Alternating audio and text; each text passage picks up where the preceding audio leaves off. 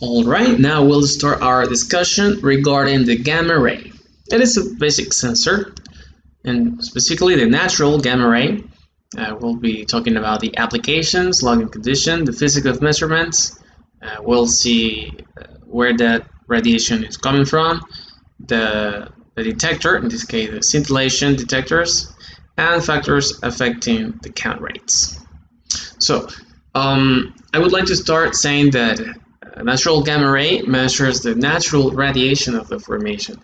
In this case, or this tool is not creating radiation, it is reading the receiving radiation.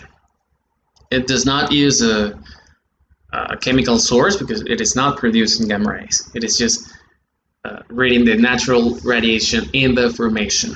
It also must be said that I'm referring to the standard gamma ray. There is another tool, another service called spectral gamma ray, but that is different from this one.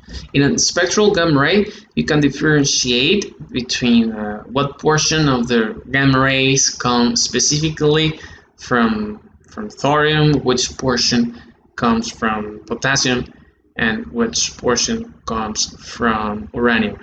But in this case, the natural gamma ray, it reads the whole gamma rays without making any distinctions. The application, well, for correlating clay shale volume, etc. The logging conditions, everywhere, you will see it everywhere, open hole, case hole, etc. This is the energy level of gamma rays compared to other type of radiation.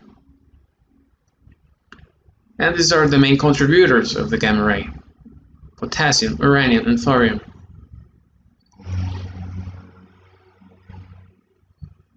This is talking about the decay.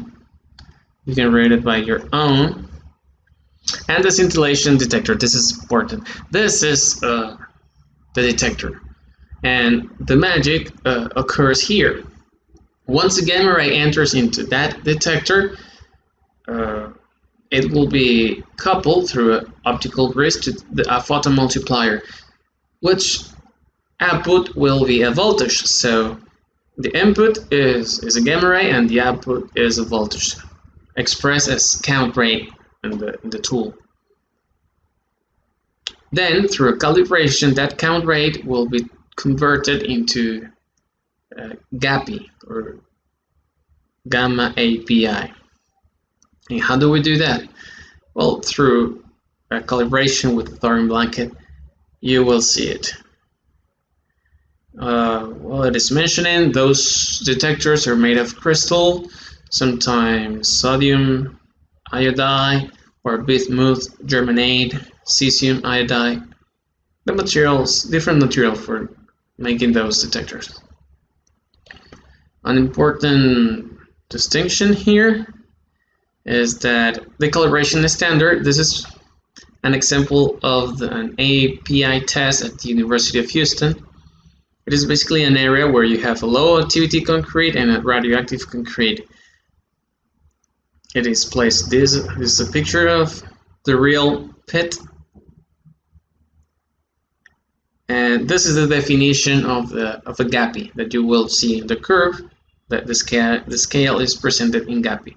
So 1 GAPI is defined as 1/200th the difference in log deflection or measured count rates between the zones of high radioactivity and very low radioactivity in the API test pit. So the difference in this area and this area. Since we cannot log every single gamma ray in that pit, to calibrate it, we use a thorium blanket which has an API value assigned to it. So in the field, you should see the field professional doing the field verification after and before each log. It is a really simple sensor. On this example, you'll see the green curve is the gamma ray. The scale goes from 0 to 100, but in this case, this is a case hole job, so the scale is usually smaller. In OpenHole, they used to plot gamma ray from 0 to 150. Here we have another example. In this case, the gamma ray in GAPI is our black line. And that's pretty much for gamma ray, for our natural gamma ray. Thank you very much for watching.